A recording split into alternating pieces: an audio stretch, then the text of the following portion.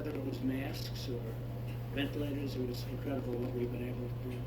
So this is a very critical time for the American people, and the American people deserve real information and responsible and thoughtful dialogue from their elected leaders and from the media. And the media's been some very honest, but some very dishonest. You know that. You know that. I even read a story where Mark Meadows, tough guy, he was crying. He was crying. There was a Maggie Haberman. You know, she won a Pulitzer Prize for her coverage of Russia, but she was wrong in Russia.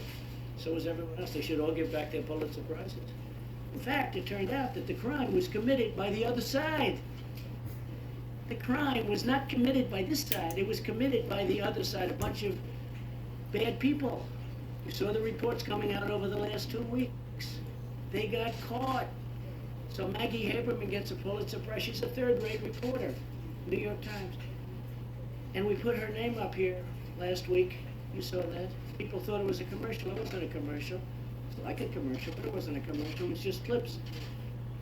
And because we exposed her as being a bad reporter, what happened is she came out and said, Mark Meadows was crying.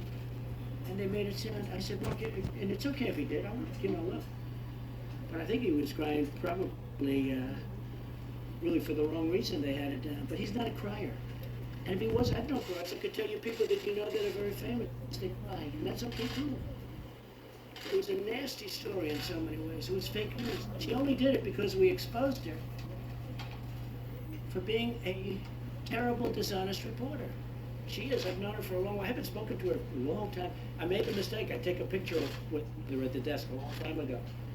Every time she does a story, if I say, I haven't spoken to her in many months, maybe years. I don't speak to her. She's fake. A lot of people are fake.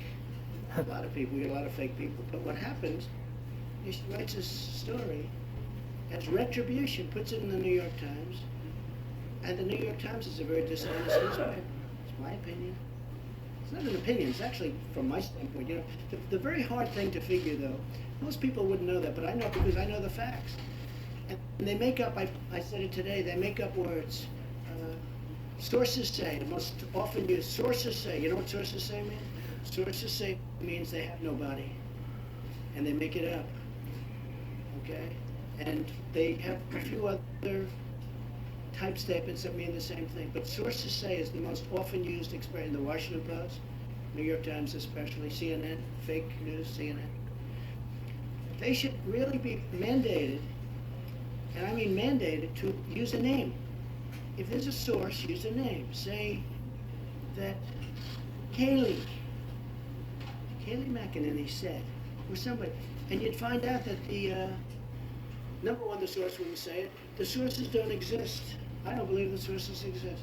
And I try and tell this, you know, the beautiful thing about doing these conferences is that we have tremendous numbers of viewers, and I'm able to reach the viewers without having to go through fake news where they make a good story into a bad story. So with all of that, it's been an incredible period of time. We've done a fantastic job with the talk of other nations. The leaders of other nations are calling us for help. They're calling us for equipment. They're calling us for testing capacities.